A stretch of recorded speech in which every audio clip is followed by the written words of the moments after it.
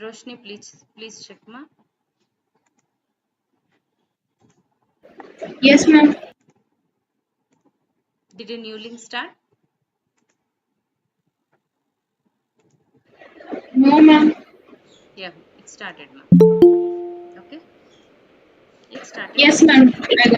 Thank you, Nana. Thank you. Please share that, and all the audience are requested to go to that link, please. Yes, ma'am. Ma'am, Mausmi, ma'am. Just Yes, 5 ma'am. minutes. Shall I start? Just done. Just a minute, ma'am. Very good evening, everyone. Oh. Welcome to this valedictory session of International Nutrition Week 2K23. Ma'am, let me just summarize to you. Jai Shri ma'am, though you are there with us all these days, I just want to share with you that we have started with Shri Amit Srivastava's talk. He was talking about how nutraceutical health is important and the products, its destination, emerging scenario in India and all such things, ma'am. He is the CEO of Nutrify today. That was followed by Kasim sir lecture, which was on technology disruption of nutraceuticals, ma'am. And next, I think you are there for Jhansi ma'am's lecture, which was on adolescent health and nutrition. Followed by that was Ramesh Kumar Saini sir's lecture. He's from Korea and he was talking on carotenoids, which is quite inspiring, ma'am. Next, we had from you, we got Dhiren sir yesterday, which I missed. I saw his YouTube video, and such a wonderful speaker. He is a world renowned speaker, and we should thank you from the bottom of our heart for like inviting him to us. And he's such an amazing personality and such a down to earth person, ma'am. Thank you so much for that. And today, the last talk was that of Mrs. Satyashri ma'am, who is an emerging YouTuber, but she prepares very good, tasty foods. Trust me, I used to eat a lot from her. I used to eat a lot, whatever preparations she has done, especially her mom. I love her a lot. Her parents are too good, ma'am. Okay, ma'am. And now, all the audience, please join me to welcome Miss Jayashree Bhutoria, ma'am, who is a very close associate with the Department of Biochemistry of St. Joseph's College for Women. She is an alumni of our college, and we proudly present her. She is a member of Bioenzymes Enterprises and Bioenzyme Council. She is a motivational speaker to me, she asked me to remove that, but I'll say she's a motivational speaker. She works on bioenzymes, whatnot. I'll stop here. Her resume has to be read by Dr. Mausmi Shankar ma'am. So now I request Mausmi ma'am to please introduce our beloved guest, Jayashree Bhutoria ma'am, to the audience. Over to Mausmi ma'am.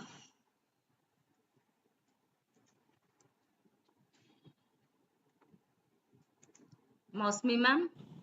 Thank you, ma'am. Jayashree ma'am, once again, welcome to the show.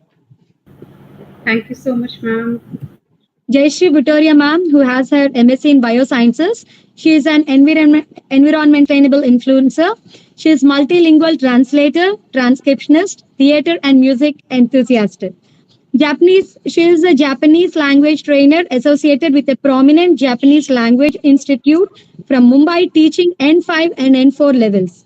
She designed science workbooks and worksheets for a very prominent school in Kolkata.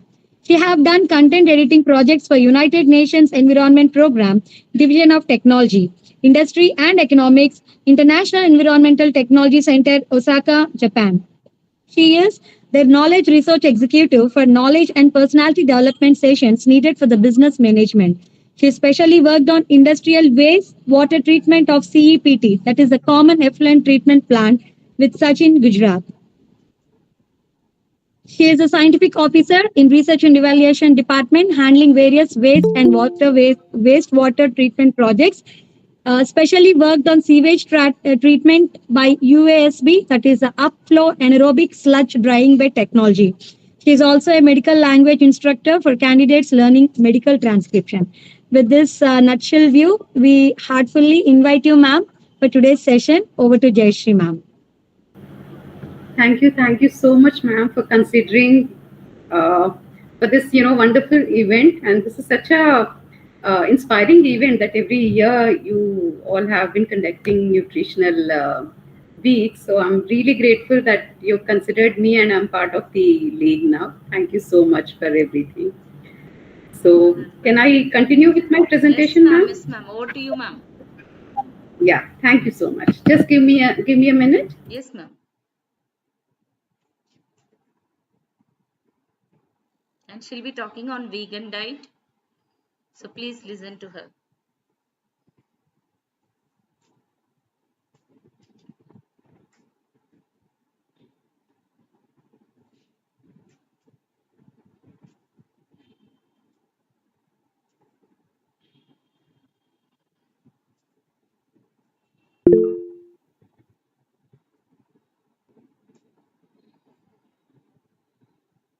You're sharing the screen, ma'am.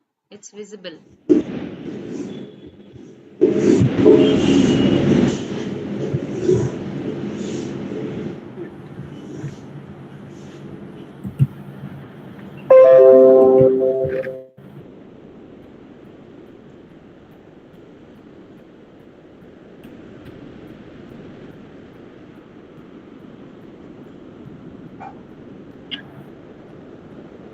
Yes, it's visible now, Yes, ma'am. ma'am.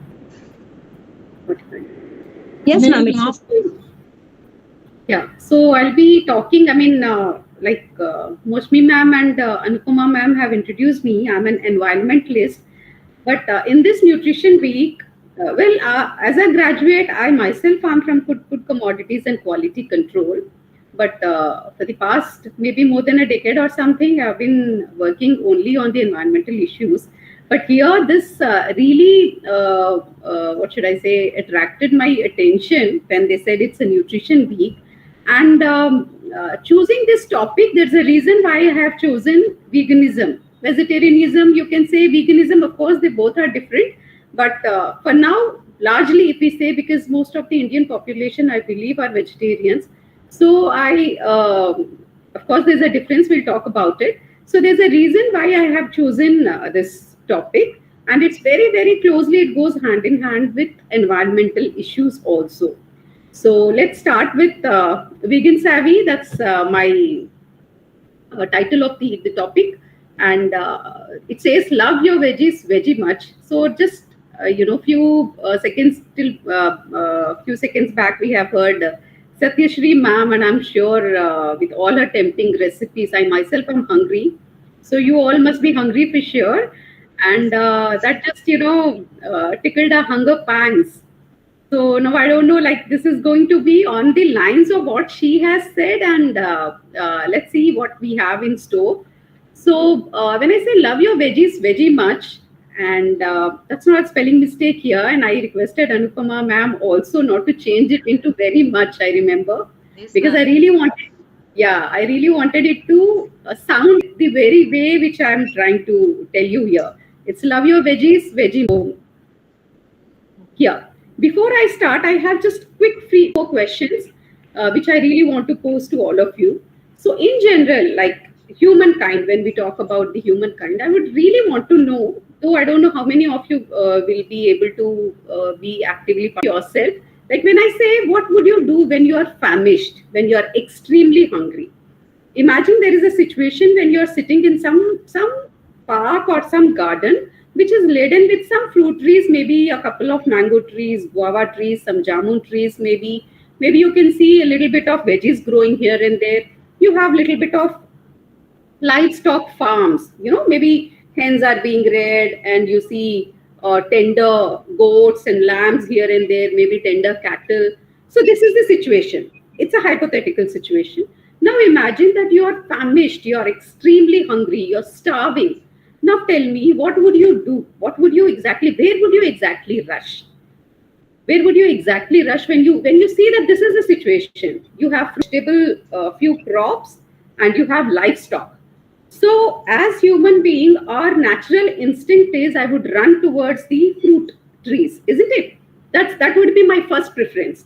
No Yes, matter how much I say that I don't like fruit, I myself am not a fruitarian.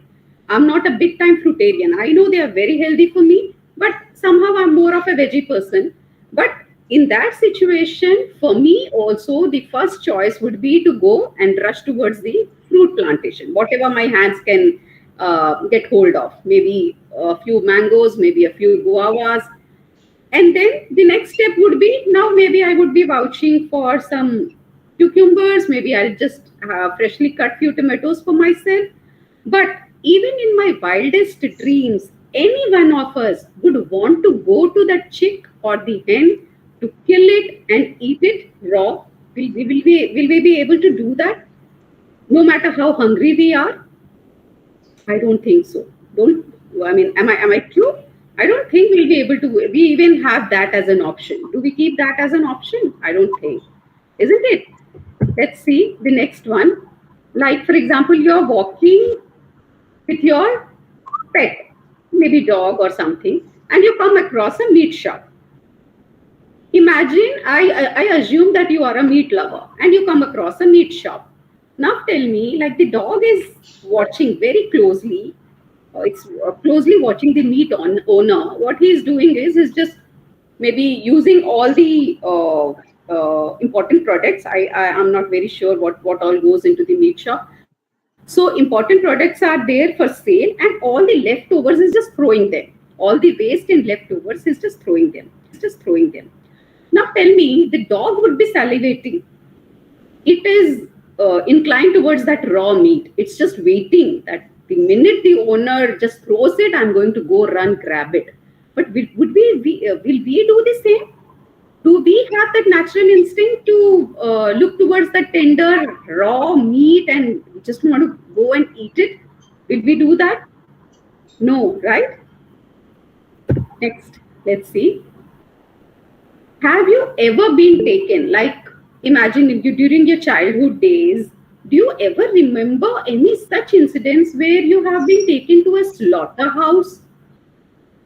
Have your parents or maybe your school teachers, the excursions, the school visits, do you ever remember any such one incidents where your teachers or your parents or your elders would have taken you to a slaughterhouse, wishing that come see where your food comes from?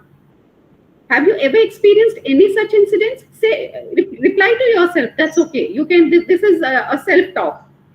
This is a self-introspection. You can talk to yourself. You can ask these questions to yourself. I don't think so. I don't think we have been ever been taken for a school trip or a holiday or a visit to a slaughterhouse ever. Like vegetarians are taken to fruit orchards, we are taken to horticulture gardens, we're taken to amusement parks, but slaughterhouse? No, isn't it? Okay, just a last situation.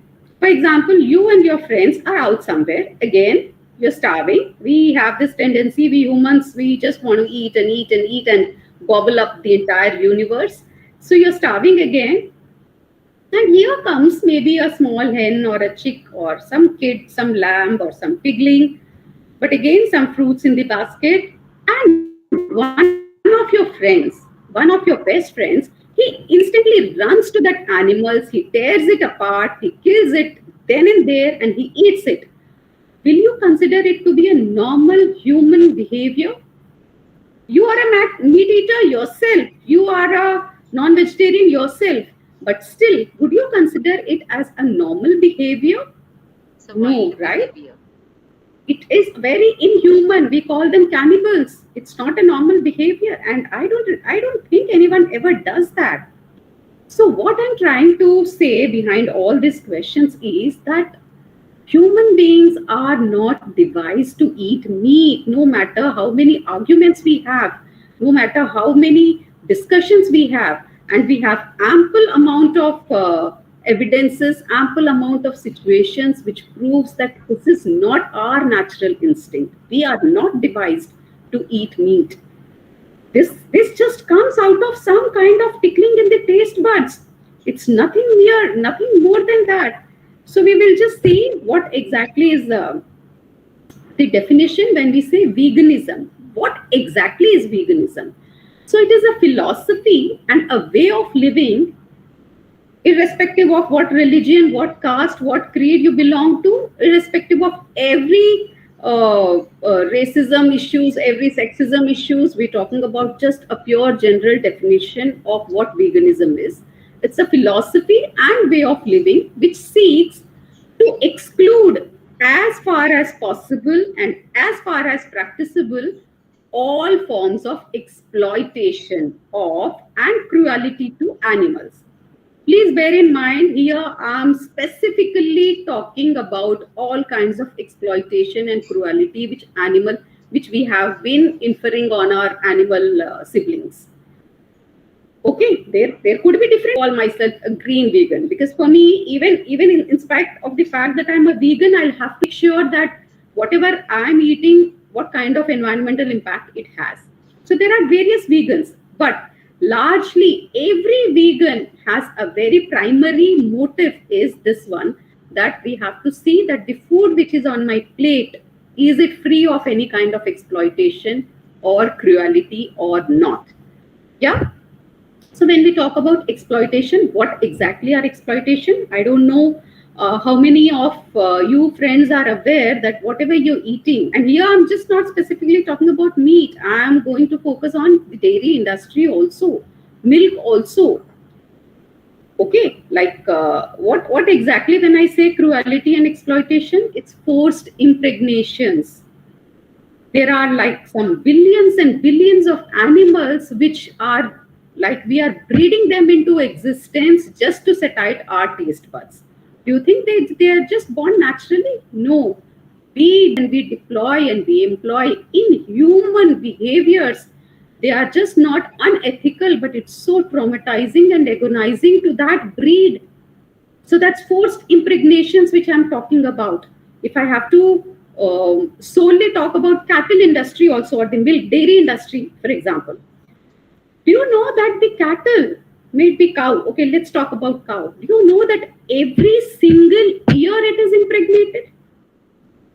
If I talk about our human counterparts, if I question you that maybe you talk about your mothers and sisters and your bhabis, like we call sister-in-laws, or your friends, human female, in my lifespan, in our lifespan, how many years would I spend impregnating myself? Do you know that every year that cattle is being impregnated, every year it has to carry a baby, every single year it is lactating, and the cycle just goes on and on and on till some 5 to 6 years. And then comes this sad part that maybe their lifespan of cows and the cattle, maybe the lifespan is some 15 to 20 years, but dairy industry do not permit them, hardly they allow them to survive more than 5 years. No, because their body is tired, exhausted of just carrying babies and lactating. And the most traumatic part is they don't even get to raise their child. This is a universal fact that a woman, she secretes a lot of happy hormones when she has to hold her baby, hold her child, to womb her, to raise her. But these poor cattle, one thing is they are brought into this world by unnatural methods. Then again, unnatural methods are devised and they are forcefully impregnated. And then they do not get to raise their children. Forget about the lactation part, which they are, they're lactating for their offsprings. Of course, we are not giving it to them. It's all for us to consume. This is how traumatizing this is. Then breeding animals to slaughter. We are just breeding them into existence so that we can chop them into some thousands of pieces for us all to cut and cook and eat them. Do you think this is any kind of human behavior? Then imprisoning them in some non-ideal conditions where they are being instilled by fear and a lot of endless suffering for them. They are being electrocuted so that they do not make a lot of noise when they are fearing their death. Before you slaughter them, there's an endless suffering for them. Baby stealing. Again, what do you mean by baby stealing? What happens to those unwanted genders? Like in every industry, it's a different gender which is preferred. Like if I have to talk about egg industry, what happens to those male chicks? Have you ever wondered? Male chicks do not lay eggs. So what happens if a hen gives birth to a male chick? So next time when you are eating eggs, they are sacrifices of some millions and billions of crushed male, chicks before we have that egg on a plate. And then premeditated murders, as I say, that did not allow more than 5 years. Then if there is a calf, because it cannot, and a male calf, it cannot be allowed to feed, to use that milk. What they do, they peel off their skin. They peel off their skin. They make some sorts of cushions or something. They take to the mother cow for it to smell. They tickle its olfactory nerves. Then the lactation part comes. The mother needs to have the child. If a mother has to lactate, the mother needs to have a child in her arms. Now, because the child doesn't see her baby, this is what they devise. This is what they do. And then that's what, when I say premeditated murders. Okay. Now, here is the interesting part. The food on your plate and the heavenly taste on your palate, which we all eat for taste, friends. Most of us are so fortunate that we do not have a dirt for a lack of food or something. We do not have food scarcity, and we don't give a heck about people who have food scarcity. We are all here living for taste.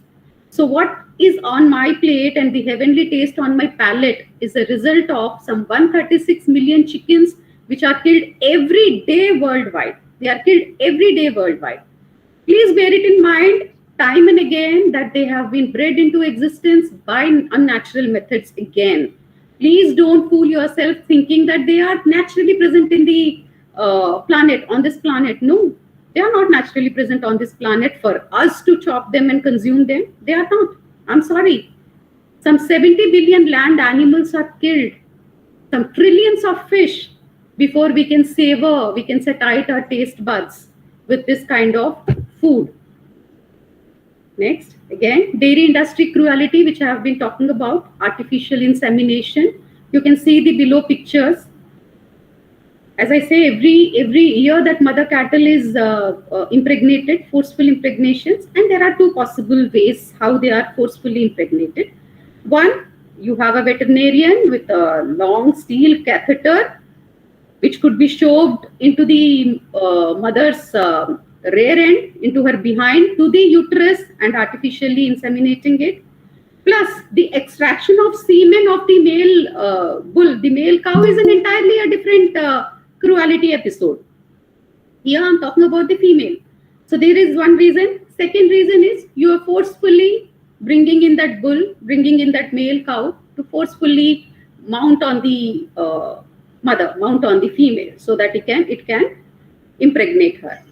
And then we say that in our culture, we say that we treat any animal. Why? Again, as I say, this has nothing to do with any kind of religion or race or creed. If I say that we should treat a cow as holy, who treats their mother like that? What would you call? You're clearly violating her modesty, aren't you? What would you call if a female is treated like that? You're violating its modesty, isn't it? And then you keep it and keep it like you kidnap them and keep it in some unideal situations.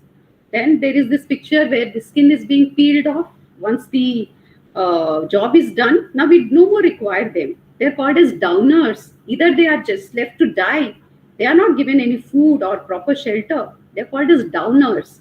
Or if you need the skin, you chop off its skin. It's so convenient for us higher organisms, isn't it? Now, interesting part. Right from childhood, right from birth, worldwide, not only in India, how have we been fed lies all our lives? What do they say? What have the nursery rhymes been saying? Baba, black sheep, have you any wool? Yes, sir, 3 bags full. As if the sheep is willingly volunteering to come and give away the 3 bags of wool. So friends, here I missed a small point that veganism is not just about food. It's about many other industries. It's about the leather. It's about wool. It's about silk. It's about honey. Veganism is just not about meat and dairy industry. There's much more to veganism. So any sheep would willingly come and volunteer, come and rear off my wool. Or look at the other picture. What have we been taught and what have we been teaching our kids? Who gives us milk? Cow gives us milk. Cow doesn't give us milk. We forcefully take milk of her. It doesn't happily volunteer. Look at that picture. These are the pictures which we have taken from some nursery books and all. So this is some kind of illusion. Right from birth, we have been fed these lies that cow is happily giving us milk and we have to drink that milk. Otherwise, I'll fall sick. Otherwise, my bones will go haywire. No, that's not the case. Cow doesn't give us milk. Cow is lactating for its offspring, not for you. Yeah, and that too, I agree. See, there are arguments. I agree about that theory that not all the milk should be given away to the calf. Otherwise, the calf would die of diarrhea. Agree. But under what circumstances you have been breeding the cow, you have been keeping the cow, what's happening to her udder? I'm more interested to know that how infectious her udder is. How many times in a year, how many times in a lifespan have you been impregnating her? Yeah, again, the hen gives us eggs. Hen doesn't want to give away her babies. It doesn't want to. No. Again, we have these theories that they are the dummy eggs or empty eggs, and that egg doesn't have life. That's why not leave that that thing for the hen to decide. Who are we to decide that? If the hen will think that proper egg is dummy and it doesn't have life, the hen will decide, right, what to do with it. We are nobody to snatch her egg and then breed again by unnatural methods we have devised, and we are breeding them. Yeah. Now, the basic difference in the first, when I started my talk, I just asked you some quick 3-4 questions. And I have been telling you time and again that this is not a natural instinct to eat meat like the carnivores do. We are devised to be herbivores. And the basic differences are, like all the carnivores or omnivores will have sharp pointed claws. We do not have such sharp pointed claws. Then whenever they are profusely sweating, they pant out their tongues. They cling out their tongues while they are sweating. And the herbivores don't do that. Herbivores, not only humans, I'm talking about all herbivores in general. We all perspire through our sweat glands. We do not pant out our tongues like that. Then talking about the canine teeth, there is this one, again, yet another argument where people say that even we have canine teeth. Even the gorillas have canine teeth. But those canine teeth for vegetarians or fruitarians are not to bite and kill. In fact, our canine teeth doesn't have that potential. The potential of our canine teeth to bite and tear off the flesh is very less. It's negligible when compared to the carnivore or an omnivore. It's given to us for 2 reasons. Like if I have to talk about gorillas, that big canine teeth which gorillas has, they are for 2 reasons. One, you have to intimidate your foes. You're staying in the wild. That's your defense strategy. Second, to bite through the hard fruits like apples and pears. There's only that much that human or herbivores canine teeth can do. Yeah. Then the way we drink our water is different. All the carnivores or omnivores, they'll stick their tongue out and they'll lap the water in, while we herbivores will suck and sip in the water. Right? And a very important point is the jaw movement.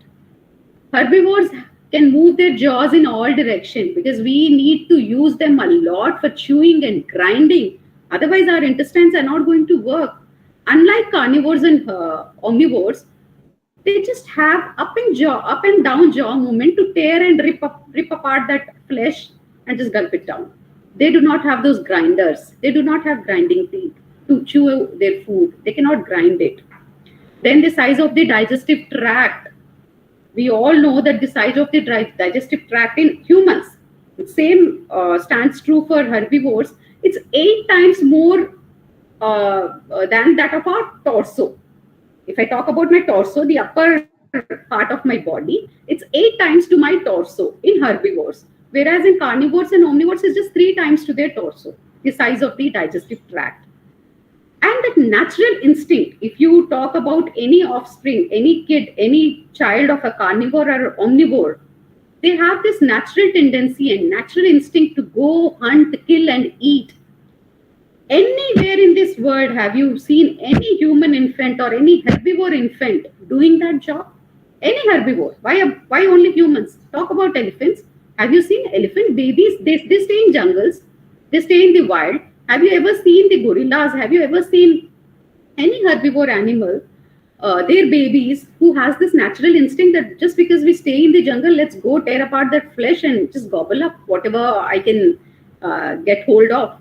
No, it's not a natural instinct, right?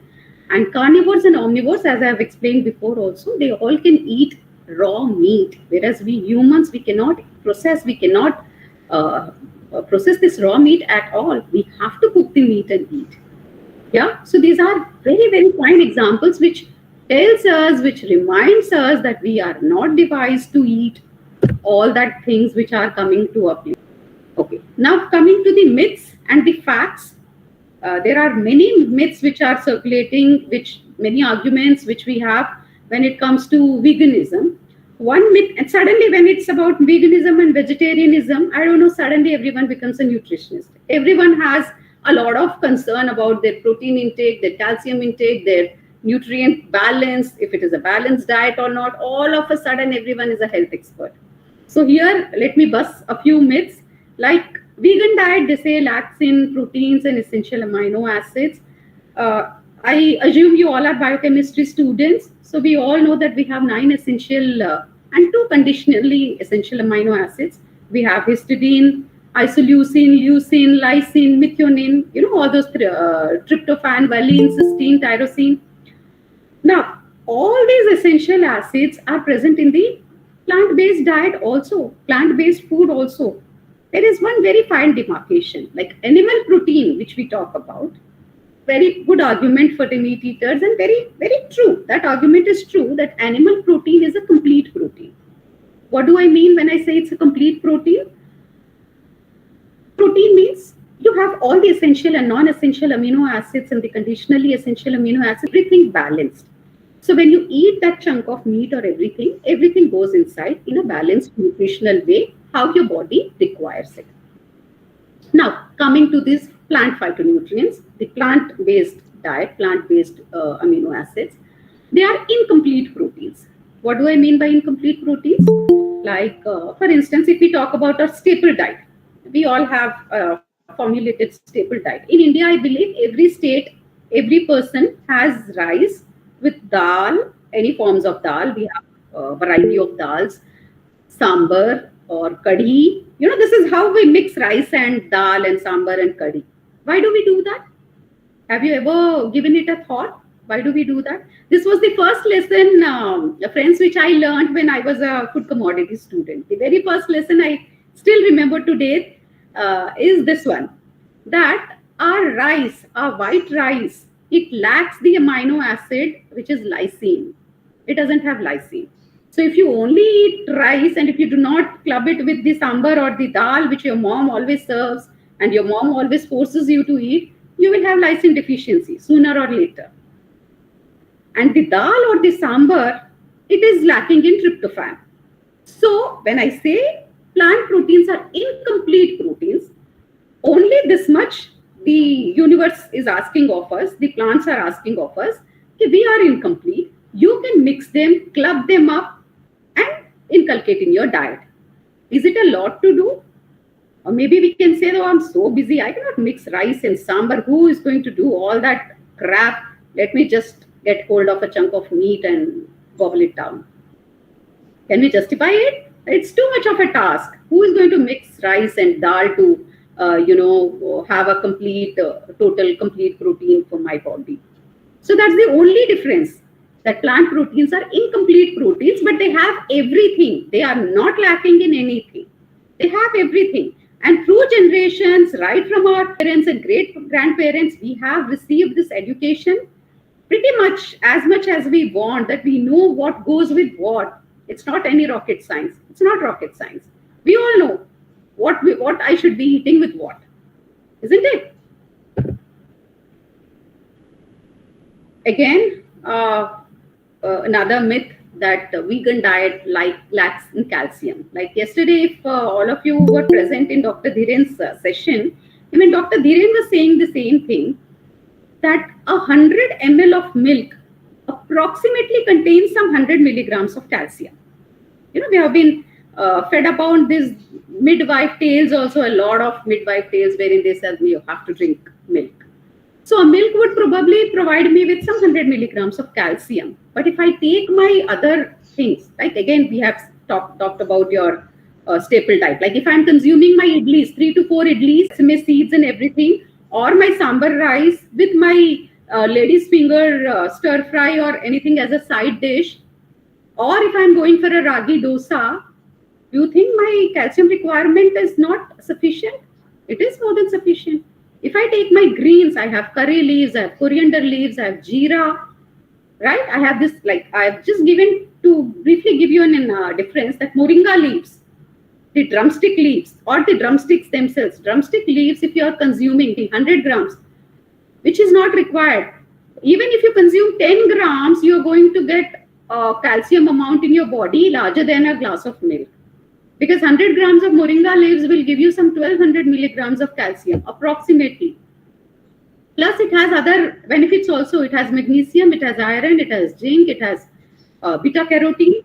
Same is with tamarind leaves, same is with mustard greens, the sarson leaves, which Dr. Dhiren was also talking yesterday.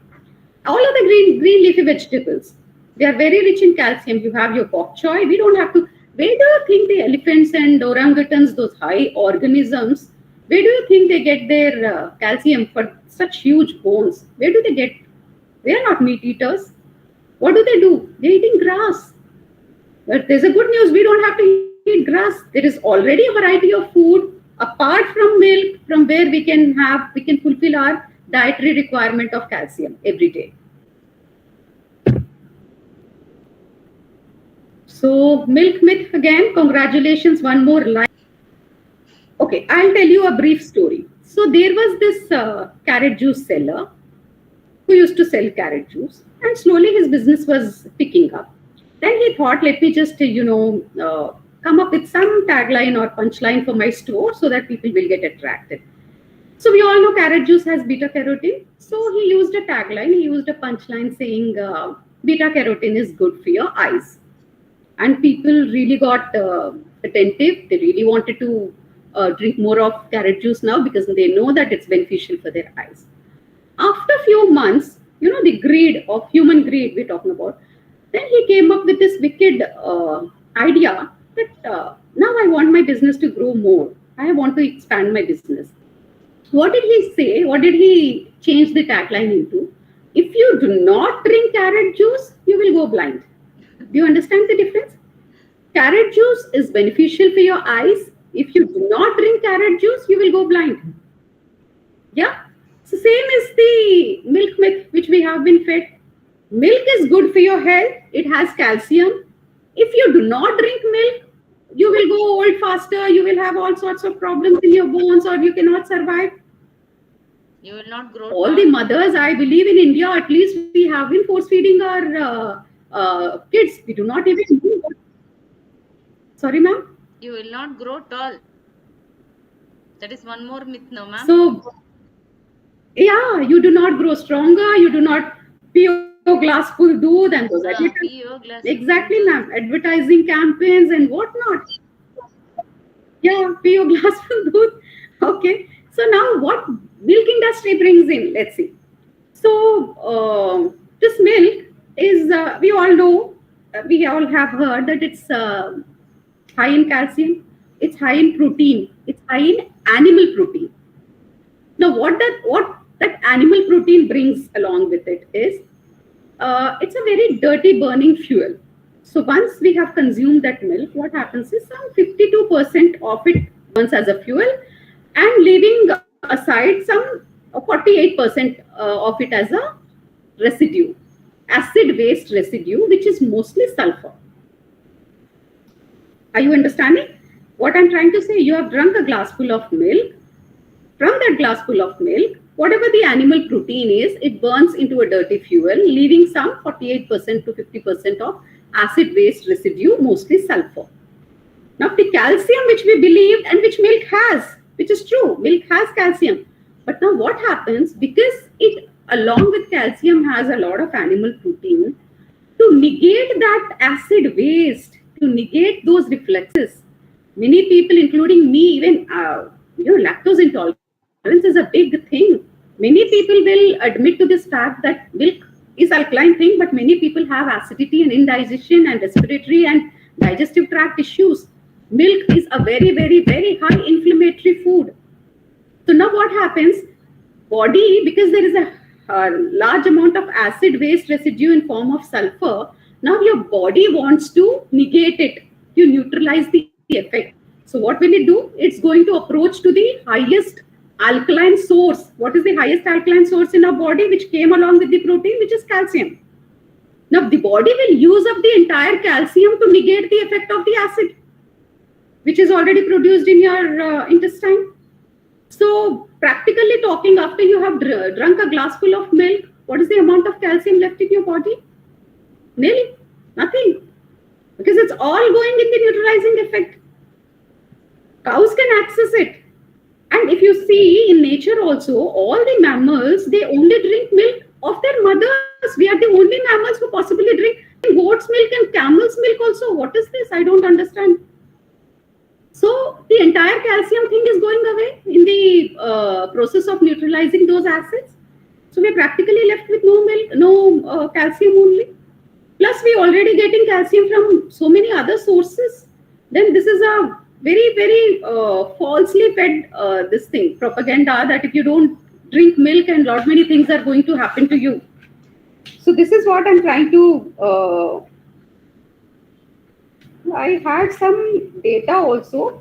I'm not finding it across the data. I was just giving that data that how falsely all these myths are circulated. And for genetics, the world's largest leading industry for water utilization and water consumption is meat industry, friends, is meat industry. So for all those people, all those friends who feel that it's my life, my choice, not anymore, friends, we are sorry, not anymore. If you feel that it's my life, what goes into my plate is my choice and nobody has a say in it, not anymore. For example, if someone is smoking, when someone is sitting beside you and smoking, you're going to raise objection, right? Yes. That person cannot say it's my choice. I'm smoking. There's nothing you can do about it. No, we are passive smokers. It's affecting my health. Similarly, if someone is saying it's my choice, the food which I am eating is my choice, no, not anymore. If it is damaging my environment, if there are global issues, if there are climate change issues, I have to speak up for my environment, for my survival. Is it or not? Here is the data that 1 kg of meat, it uses up some around 70,000 liters of water is being used behind production of 1 kg of meat. And there are other lists also. You can have a look that how much of water is being consumed when the production of beef or pork or chicken. They say that around 20 crore families, the water can sustain 20 crore families per lifetime if this water is reduced here from these industries. What the meat industry uses. Yeah. Then the agricultural produce. What do you think? When they are bred, when all these organisms are brought into existence, you have to feed them. What will you feed them? For that you need crops, you need agricultural produce. So 70% of all the agricultural produce is used up for animal feed. For tons of behind, like if I have to get 1 kg of beef meat, I have to feed that animal some 6 to 30 kgs of animal feed before it can give me 1 kg of meat. Before it can give me 1 kg of pork, some 2 to 4 kgs of animal feed. Yeah, when I say animal feed, it's agricultural produce, right? Whatever the animals are eating. Yeah. And now for that agricultural land, where will that land come from? Then you'll have to cut trees, go or run around doing deforestation again. That again is a way of species extinction. We have no clue that how many species are extincting before we can taste that food on our plates. Yeah, it's a very, very sad scenario. It's not as happy looking as, and climate change, greenhouse gases, because all this cattle and livestock which we have brought them in by unnatural ways into existence, they are going to release methane, a very, very potent greenhouse gas, we all know. And it's 20 times more potent, more dangerous than carbon dioxide itself. Around some 70 billion creatures are bred into existence every day. We're talking about everything, cattle and livestock and everything, from meat, dairy, eggs, leather, honey, wool, silk, cosmetic testing, whatever you can think of. Everywhere this exploitation is going on. beautiful, shocking fact about veganism or vegetarianism. Now, how we are helping the climate change or the environment because of the high volume of resources that are required to rear a livestock for meat and dairy, both meat and dairy. Now, an individual vegan, what happens is because of their diet and lifestyle, some 1.5 million liters of water is preserved. Every person preserves 1.5 million liters of water. Some 1,000 square meters of forest land is being preserved. Some 3,300 kgs of carbon dioxide every year. That carbon footprint is also being lowered by veganism. That's how you can become a vegan or a vegetarian and help fight the climate changes, environmental impacts. So I'm just really hoping that let's be the generation that ends animal exploitation. It doesn't do good to anyone. It doesn't do any good to anyone. And here is a very beautiful thing that life is, everyone loves their life, right? Everyone fears pain, and life is dear to everyone. So let's not harm other creatures. And a very small video, very heart wrenching, but I really wanted to keep it just brief because I myself cannot tolerate much. Yeah, I just keep it very, very brief. Of you will know how these industries operate. Ma'am, I think even I can't see this. I know this, ma'am. Ma'am. Please share that link, ma'am. Please. Share the link, ma'am. Whoever Sorry, ma'am? is, ma'am, please don't share it here because Okay. it's very heart-wrenching. I have seen this video in my EVS class also. Students showed Okay, me okay, this. ma'am. We can't see this like No you should problem. be very bold enough to see No the problem, video. ma'am. Please share that in the No problem, ma'am. WhatsApp groups, ma'am. Kindly. Yeah. I request you, ma'am. I'm sorry for stopping you. Sure, ma'am. Sure. That's that. Yeah. It's too much, ma'am. No, absolutely, ma'am. I mentioned it before only that it's very, very heart wrenching. Myself also. I've just seen for 30 seconds or so. And so this is I just want to be, yeah. So thank you so much. Let's be kind and compassionate, friends. And we have a lot of options to choose from. And meat and milk are not the only options if we talk about food. And if we talk about other industries also, please stay more alert, more awake. You yourself will understand that how these industries operate. Yeah. Thank you so much. Thank you for hearing me out and bearing with me. Thank you so much. Thank you, ma'am. Question and answer session. I think many of you must be having so many doubts. Before you start asking, let me just tell you one thing. Like we call ma'am because all of us know what is nutritious food. All of us know what is the difference between a vegetarian diet and a non-vegetarian diet. Yes, we have our own choices. It is not about we don't want to point you out that you are having this. It is not. We are not questioning your choice of diet, but this is an attempt to create awareness about a vegan diet. Okay, this is to create awareness about vegan diet because many people don't know what is vegan diet. We think that we are consuming milk and it's okay for us, but around 30% of the people have lactose intolerance, ma'am. We cannot have the complete milk. We know that. We can have curd, but lactose intolerance is there in many people, which people don't realize. And consumption of this non-vegetarian thing and all, yes, it is up to their choice. We are not questioning it. Still, just to create awareness, we have asked or requested ma'am to talk few things because she's an animal activist also. So am I. And we talk few things on this. And vegan diet is an upcoming thing where many people are trying to shift to it, but you have to do it with an awareness. Okay, so here you can ask questions to ma'am about how you can switch and what are the alternatives to many of the things which we consume in our day-to-day lives.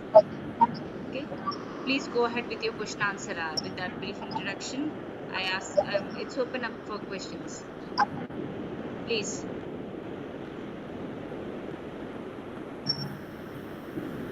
Yes, anyone?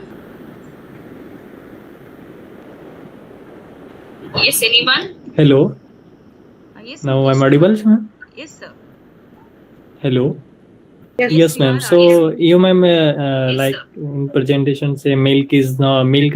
Milk it then represent and then moringa leaves juice. Right.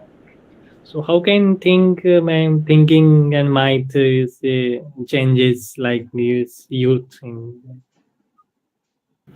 I'm sorry, I didn't get your question clearly. Hello. Ma'am, Yes. you like presentation in the milk, might, and moringa leaf juice, like vegetables juice, and much more calciums available. So, how can, ma'am, youth mindsets also change like this? No, it's It going is to. big issues, ma'am. Yeah, you're very true. You're very true. Because old habits die Please hard. mute once. Ma'am, Sooner or later, see, sir, please mute, sir. Resound is coming in your mic. Kindly mute, sir, so that ma'am can answer. Yes, ma'am, please go on. yeah, thank you.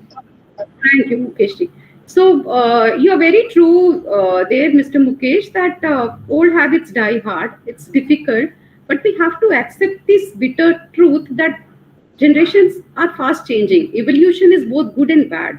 So, before 50 years, what used to happen to my cattle is not happening now. See, please understand that I'm not against anything, I'm only against exploitation. If your milk is coming from pure sources, you know that that cow is you have domesticated that cow, and there is no forceful impregnation, there are no unnatural practices, and there is leftover milk. Please be happy, go ahead and consume if it suits you. Again, that also is a question.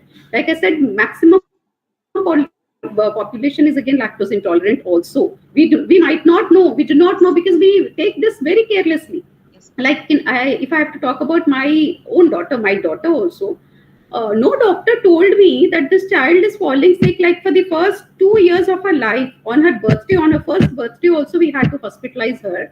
And me being a first time mother, I didn't have any clue that what's happening, where I was going wrong, where is my parenting bad, that she's falling sick. But it took me 2 years for doctors to tell me that the child was lactose intolerant, the child was gluten intolerant. Nobody ever told me that. And only when I switched to soy milk, other forms of thing, then I realized, even till date, if she cannot go liberal on coffee and other milk beverages. So this is there with most of the world's population also. Plus, as I said, if you have the sources right, if you feel that your source of the milk and everything is purely right, then you can please go ahead and have dairy. We do not have issue with that. Issue is only with the exploitation part, which is harming your health also. Like we are talking about health benefits, but there are no health benefits in it. Yeah, and there is a lot of fortification industry going on behind the kind of calcium advertisements which they are giving you. There's a big fortifying industry. Hope I answered your question, Mr. Mukesh. Yes, ma'am. Thank you, ma'am. Sooner or later, this rift, this change is going to be there. People have already been more aware. Even in the European nations, they are being more aware already. Anyone else? Can you see Any the other chat, ma'am? questions? There is a big question over there. Can you please see the chat? Anshika Upadhyay, please check, ma'am. Okay. Okay.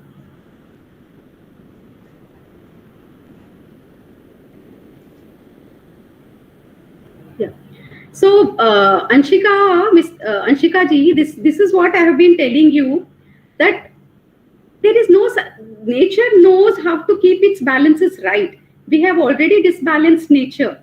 Like if you're talking about the last section of population going vegan or vegetarian, one thing is, I've told you that we are devised like that only. There is no way through. There is no second way.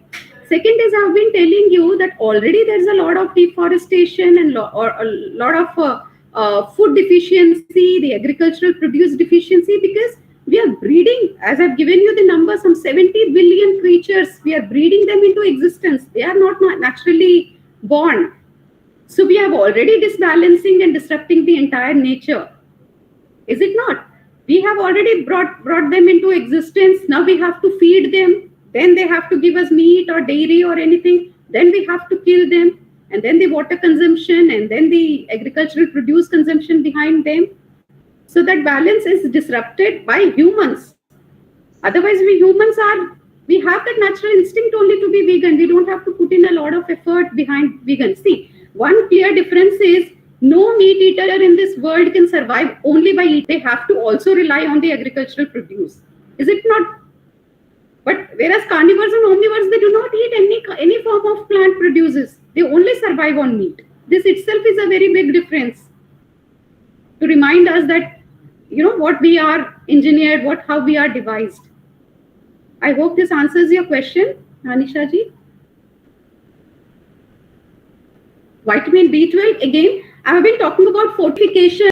Ajra ji, I'm sorry if I'm pronouncing your name wrong. Vitamin B12 industry is also same. See, people say, you're true. People say vegetarian food lacks in vitamin B12. Animal food also, have you ever wondered? Animals do not produce vitamin B12. It's their intestines. That's the hormone, and we have to feed them with the agricultural produce only, the plant produce only. Is it or not? It's just their intestine which has that enzymes. It's not that animals are producing vitamin B12. So there's a lot of other sources of vitamin B12 also, plus fortification is. Ma'am, see the question. Fortification sometimes is good until unless you claim that it's naturally present. Like I've given you an example of milk industry. Would you recommend? That's what I'm saying. Fortification, as long as it's fulfilling your requirements, like we take supplements also, no? Nutritional supplements also we take. Many other supplements also we take.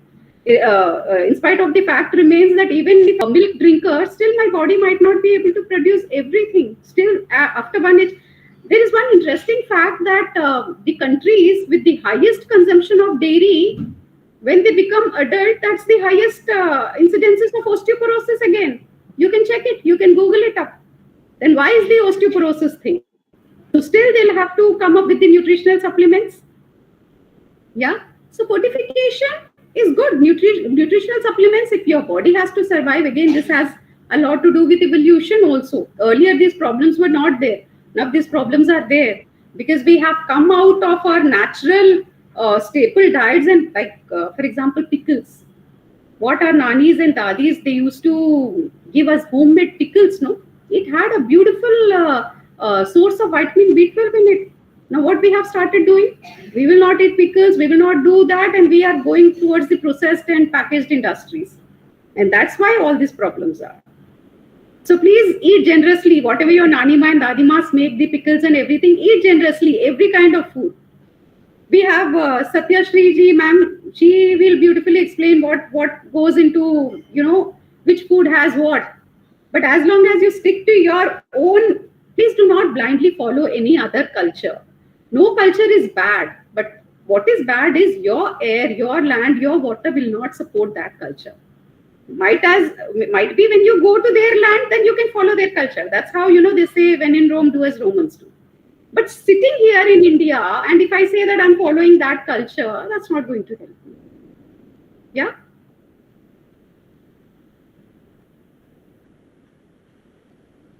Carnivorous pets. Okay. Anshika ji, yeah. So, there are different schools of thoughts. You're right. Cats lack a protein called as taurine. It cannot manufacture it itself, and it cannot survive without taurine. It will collapse. You're true. But again, fortification industry is huge in this animal feeds also. I could remember of only one company called as AMI. It's an Italian company. But there are other, if you search the net and if you see, there are two types of vegetarians. One who believes that because it's their natural food, keep it in mind that it's their natural food. It's not our natural food, but their natural food. Then they feel that I would not want, again, that also would be brutal. That would also be cruelty, that we are forcing them to change their natural habit and feeding them something else. That's one way of thinking. And other way of thinking is that there are people, in fact, even I have friends with felines, because canines do not have that kind of problem. Canines are largely omnivorous, but the felines is the problem thing because of this taurine. But they say that fortified industry is also helping them. They are feeding their cats with these fortified products, and they say they are surviving as healthy and as beautifully as any other feline. I don't have a pet myself, so this is what I have experienced in my survey, in my research, when I talk with other veganer friends. Yeah, Anshika ji, like it's okay. Like we are not asking them to change their diet. Like we are talking about our diet. So let us stick to our diet and what we can have as substitutes. Let us not trouble them and bring them into picture.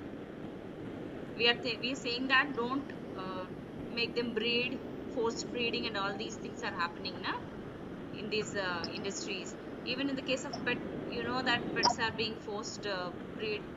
You have breeds, and after a few years you throw them on the roads. So that's happening, right? So let us not talk about all such things. Let us not talk about pets. Please, if you have any questions about our diet, what substitutes can we have? Let's open up.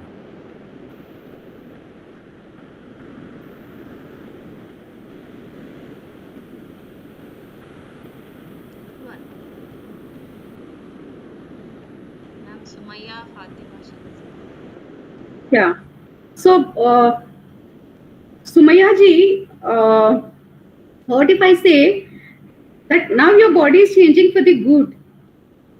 Yeah, even with people who have the highest forms of addictions also, which were unnatural, like any form of addiction, still their body, when it is changing for the it might just struggle for a while. But here these are just dietary habits, and everything is in the mind. Everything is in the mind.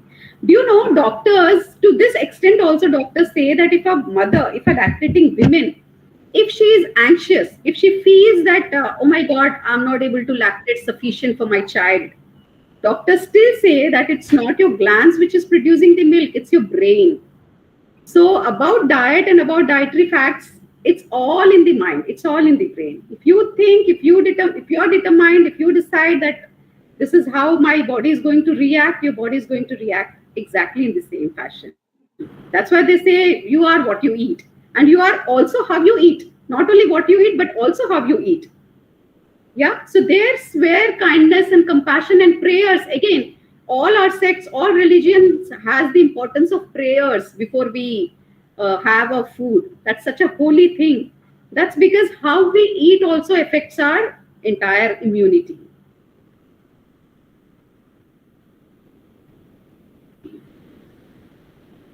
I think the questions are repeating, ma'am. Okay. There is one about lactation. Mahesh Kumarji again, he has posted a question.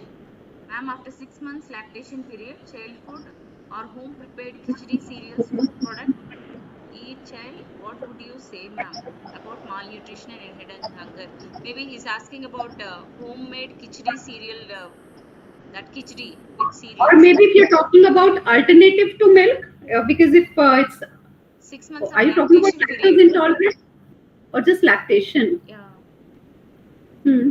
Like after feed, mother has fed the baby for 6 Yeah, months, then yeah. I think the baby be shifted to khichdi with the cereals. Absolutely. I mean, that again depends on your child. It depends from child to child. So maybe you can try one food at a time. You can continue it for a week or a fortnight or something, and then you can see how your baby is adjusting to that food, and then you can switch to different foods. Khichdi, of course, is a wonderful choice, but I would not recommend it immediately. Okay. Maybe you can try it with lighter food. Some fruits should be introduced, then probably grains, and then mixed foods, because khichdi is a mixed thing, Yes, ma'am. Ma'am and it would Chavitya has require. a question. Very good one. Good evening, ma'am. What's your opinion on lab engineered meat? It's a rising industry. Yes, ma'am. It's like Very any other prolific. food processed industry. Yeah, any other food processed industry, any other packaged industry. So mock meats, they are called as mock meats, and there are many vegan restaurants also which come up with mock meats. So my Like my view, if you ask, there are again, I can give a generalized view and I can give you my view. My view, if you ask, because I said how you eat and what is in your mind also affects. So I cannot think that I'm eating animal even if it is mock meat. I will not be able to consume it. To be honest, like if even if I It's have up to to them eat, to decide. yeah. But a generalized view is if that can help you get rid of your general meat eating habit, then nothing like it. Then it's wonderful. Okay. Okay, thank you so much, ma'am. Once again, Thank you so much. till Suraya Sumaya Fatima, ma'am, what is the concern or thinking process of people who consume vegan meat? Is it nutrition or flavor? That's what I just answered that question Yes, only. ma'am. That if it helps you get rid of your meat eating habits, so that's Yes, kind yes. of a medicative process, a therapeutic process wherein you want to get rid of, like any other addiction. I said, now if you have to Yes, get ma'am. rid of Yes, ma'am. nicotine, they give you something to counteract that nicotine. So Yes, mock meats are also like that only. But yes, ma'am. again, it differs from person to person. Yes, ma'am. Okay, thank you so much, everyone. You're Thank you so so much. active Indeed, this was a audience. challenging topic, and thank you for Yes, ma'am. bearing with me, for hearing me out so patiently. And Ma'am, to Anupama ma'am and Moshmi ma'am for giving me this opportunity to speak my mind. Thank so you so much. let me summarize, ma'am. I think ma'am was talking mostly about the myths and the facts that we have when it comes to what happens when you switch to vegetarian food or vegan food, and when the normal things, the day-to-day things, right from the milk. We all know that moringa leaves are rich in calcium. We make dal out of it, no ma'am. We know that tamarind leaves, we make dal out of it. We mix that tamarind leaves in many things. And our So South Indian food is loaded with nutrients, yes, ma'am. ma'am. South Yes, Indian ma'am. food, it's the best. Like I've stayed in more than 5 states of India, and if I have to talk about the lifestyle and culture and the food habits, nothing can Yes, anywhere ma'am. come to near what South Indian food offers us. Yes, ma'am. Yes, ma'am. So we are not asking you or forcing you, or we are not saying that you have to switch immediately, because, like, I have to tell my experience. I am inspired by uh, Priyanka Gandhi, like, ante kada madam? Menaka Yeah, Gandhi, you mean? Maneka Gandhi. Pita. Yeah, I'm sorry.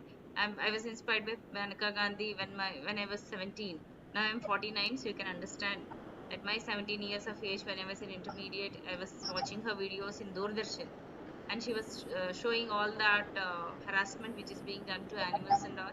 So very quickly I decided and I jumped, and I don't know how to balance the food, but I said no to everything, which is wrong, which is facing consequences. I faced consequences from the age of 30. Like after baby birth, I started facing consequences because I wasn't having a balanced diet. So I request all of you to please think about it. Don't just come to conclusions. Today you have lots of sources, lots of YouTube videos and all, where you can just serve, see what you can eat, what is good for you, how you can contribute to sustainable living. Today the point is through sustainable living, like food through sustainable living. That's our agenda. And thank you so much, Jayashree ma'am, for enlightening our audience and like changing our attitude towards life, clearing our myths. Carrot juice, very good for eyes. If you don't drink, you'll get blind. Excellent thing. Nice. Thank you so much, ma'am. So much, ma'am. So we are coming So to I think the I would really want to give credit to a lot of other activists. yes, ma'am. Like I have Acharya Prashant, I have this gentleman with name Arvind. I have many other activists with whom I also referred and I also took inspiration from them. So I would really want to give credit to all of them. Thank you so much, ma'am. As we come towards the end of this program, this 5 days, so let me just propose my official vote of thanks. So I thank our speakers right from day one, Srivastava sir, Kasim sir from Nutrify today, Jhansi Magishetty ma'am. She is the DST sub Ramanujan Fellow, Child and Health Nutrition Wing of ICMR NIN Hyderabad. Then Ramesh Kumar Saini sir, he is the Associate Professor from the Department of Crop Science, Konk University, Seoul, Korea. Then Dhiren Naren sir He's the neuropath doctor from Gujarat. Then Satyashri ma'am and Jayashri ma'am. Thank you, ma'ams, who are here. Thank you, one and all, for accepting our invitation. Like, I know that initially we were a little slow in starting this, but once we caught the pace, you people have really extended a lot of help to us. And even in the last moment, you accepted our invitation. And Jayashri ma'am, despite your health issue, you are here with us. Thank you so much, ma'am. And thank you, Satyashri ma'am. And I have to thank the organizing committee. Firstly, I should thank our principal, Dr. Sister Shaiji, who is always supporting us and encouraging us to do such webinars and even offline workshops and all such things, ma'am. I should thank Sister Hema, the vice principal, Sister Mary, the secretary of St. Joseph's College, and Dr. T. Bhaskar Sudha, ma'am, the IQAC coordinator, and even my colleague. Both of us, we thank each and everyone. And I have to mention some students also, ma'am, who are with us all these days, ma'am. I should thank them. Miss Anusha, Miss Roshni, Mamata, Kameshwari. These four kids are continuously working with us since these 4 days, ma'am.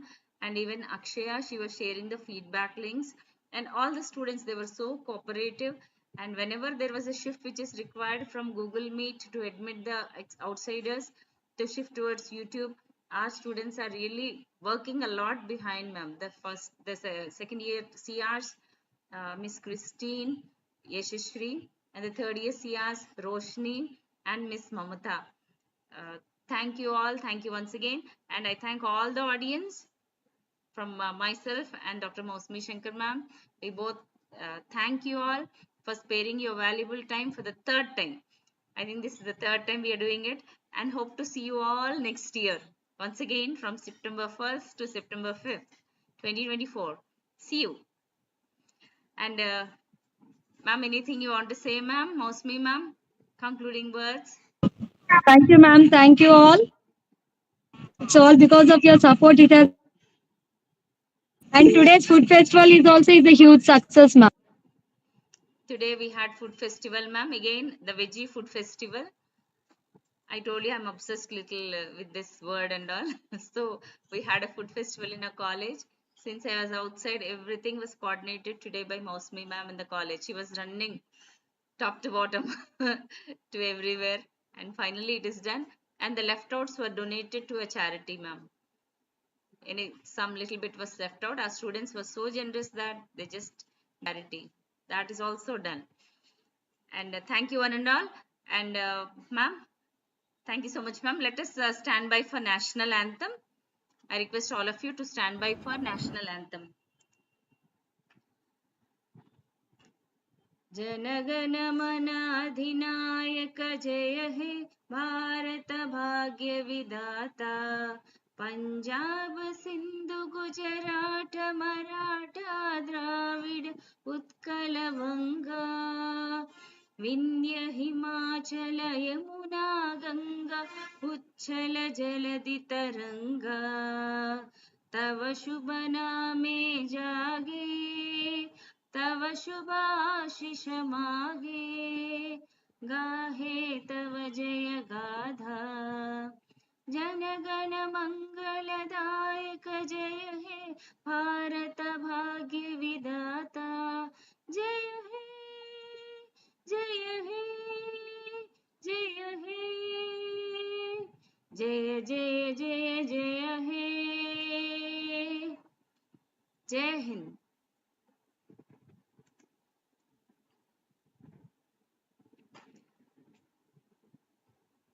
Thank you, Jayashri ma'am. Thank you, Satyashri ma'am. Thank you so much, ma'am. Thank you so much. Thank you so much, ma'am. Thank you so much. We'll meet you again, ma'am. Sure, ma'am. Sure, definitely. Thank you. And congratulations, Anupama ma'am. Heartfelt congratulations. So happy for you. Really happy for you. Thank you so much, ma'am. Thank you, ma'am. I'll share the pic later, ma'am. The smile is so contagious. You have a smile to die for. Ma'am, like it's a very happening day. From 7:30 till 4 I was there, ma'am. We had our lunch at 4 o'clock. So you can understand what was happening to me. But you know, we were smiling all the time because many people were talking. They were saying something. We had to. Thank you, ma'am. Thank you so much. Thank you so much. See you, ma'am. Ma'am, I'll start my quiz, ma'am. Last day So, quiz on vegan diet. Thank you. Thank you, ma'am. Guys, a link will be shared to you shortly. Please join the quiz and you can leave the Google Meet. You can leave the Google Meet. Please join the quiz, last day quiz. Yesterday I couldn't send certificates because I had some issues. Today I'll be sharing everything. Please don't worry. Anusha, I think we can ask.